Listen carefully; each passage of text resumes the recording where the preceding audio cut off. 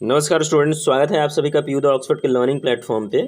तो पटना यूनिवर्सिटी का जो पीजी रिलेटेड हमारा प्रीवियस वीडियो था उसमें बहुत सारा कमेंट था। स्टूडेंट को डाउट था कि मेरिट लिस्ट जो बनेगा वो किस आधार पे बनेगा, उसके लिए इंट्रेंस होता है। देखिए, मेरिट ऑनर्स पे बनता है या टोटल मिला करके, यानी आपका जो सब्सिडरी है वो भी काउंट किया जाता है। उसके बाद मेरिट लिस्ट पीजी का है जो कब आएगा, सर मेरा 77% है, एडमिशन हो पाएगा कि नहीं, पटना वुमेंस कॉलेज के लिए पीजी से अलग ऑनलाइन करना पड़ता है क्या, तो ये सभी बात पे हम लोग डिस्कस करने वाले हैं। बहुत सारा स्टूडेंट का कमेंट था, तो आप जो थंबनेल पे देखे हैं अभी कि आपको स्टेप बाय स्टेप प्रोसेस बताया जाएगा पटना यूनिवर्सिटी का एडमिशन का, तो उसी को हम लोग इसमें देखने वाले हैं। और ये जो आप सभी का क्वेश्चन है इसको मैं पहले ही सॉल्व कर देता हूँ कि देखिए, मेरिट ऑनर्स पे बनता है या टोटल पे, तो आपका मेरिट है जो आपका ऑनर्स पेपर है बस उसी के आधार पे बनता है, ठीक है। उसके बाद मेरिट लिस्ट कब तक आएगा, तो मेरिट लिस्ट आपका है जो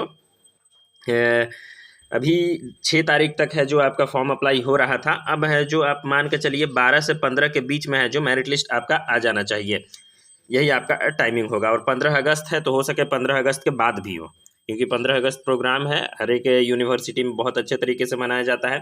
तो 15 के बाद 16-17 भी जा सकता है, ठीक है। सर मेरा 77% है, एल एम एन यू से पीयू में हो जाएगा, तो हाँ आपका चांसेस है, अच्छा खासा चांस है हो जाने का, ठीक है। पटना वुमेंस कॉलेज के लिए अलग से पीजी का अप्लाई करना पड़ता है क्या, हाँ पटना वुमेंस कॉलेज के लिए पीडब्ल्यूसी के लिए अलग से पीजी होता है, लेकिन पीडब्ल्यूसी में हर एक सब्जेक्ट में पीजी अवेलेबल नहीं है, कुछ ही सब्जेक्ट में है जो आप पीजी अवेलेबल है। वहाँ के वेबसाइट ओपन कीजिए और वहाँ पे जाकर के चेक कर लीजिए। मेरा 69 है, ओबीसी से हूँ, एडमिशन हो जाएगा, चांस है आपका, ठीक है। लास्ट तक अगर आप दूसरे यूनिवर्सिटी से है तब भी आपका हो जाएगा। चलिए अब हम जो स्टेप बाय स्टेप प्रोसेस है वो आप सभी को बताते हैं। देखिए, अगर हम लोग स्टेप बाय स्टेप प्रोसेस की बात करें तो अभी आप सभी लोगों ने फॉर्म अप्लाई कर दिया है। अब फॉर्म अप्लाई करने के बाद मेरिट लिस्ट आने वाला है, तो मेरिट लिस्ट किस आधार पे आएगा, मेरिट लिस्ट है जो आपका ग्रेजुएशन में जो मार्क्स है, ग्रेजुएशन में मार्क्स है उसके आधार पे आएगा। और जो स्टूडेंट पूछे भी थे अभी कि मार्क्स है जो किस चीज़ का कंसीडर किया जाएगा, तो बस आपका ऑनर्स पेपर का मार्क्स को कंसीडर किया जाएगा और उसके आधार पर मेरिट लिस्ट आएगा। मेरिट लिस्ट कितना मेरिट लिस्ट आता है, तो पटना यूनिवर्सिटी का 2 मेरिट लिस्ट आता है और उसके बाद फिर आपका स्पॉट एडमिशन होता है। 2 मेरिट लिस्ट, तो इस पे अब स्टूडेंट आप सभी जो है उनको कट ऑफ जानना होगा, तो चलिए कट ऑफ पे बात कर लेते हैं। देखिए, कट ऑफ को हम लोग 2 भाग में कर सकते हैं, एक पीयू पटना यूनिवर्सिटी के लिए और एक ओदर्स ओदर्स वाले जो पटना यूनिवर्सिटी से अलग है। तो पटना यूनिवर्सिटी वालों में पीयू के वालों के लिए 80%, पहले 60% रिजर्व था, कोरोना में ये 80% हो गया है और अभी देखिए 60 या फिर 80 होगा। तो पटना यूनिवर्सिटी के स्टूडेंट के लिए थोड़ा ईजी हो जाता है, थोड़ा नहीं ज़्यादा ही ईजी हो जाता है बाकी अदर यूनिवर्सिटीज़ के। अगर आप लोग दूसरे यूनिवर्सिटी से हैं तब आपको कितना कट ऑफ होना चाहिए, आप अगर 70+ हैं तो आप सेफ जोन में हैं, आपका एडमिशन हो ही जाएगा। आर्ट साइंस कॉमर्स तीनों का आप मिला करके चलिए, थोड़ा सा ऊपर नीचे हो सकता है। और पटना यूनिवर्सिटी में आप अगर फर्स्ट डिवीजन के हैं तो फर्स्ट मेरिट लिस्ट में आपका एडमिशन हो सकता है, सेकंड मेरिट लिस्ट में थोड़ा सा इससे कम जा सकता है, ठीक है। उधर वालों के लिए भी और पटना यूनिवर्सिटी वालों के लिए भी थोड़ा सा कम नीचे जा सकता है सेकंड मेरिट लिस्ट में, और स्पॉट एडमिशन में भी थोड़ा सा नीचे जाता है।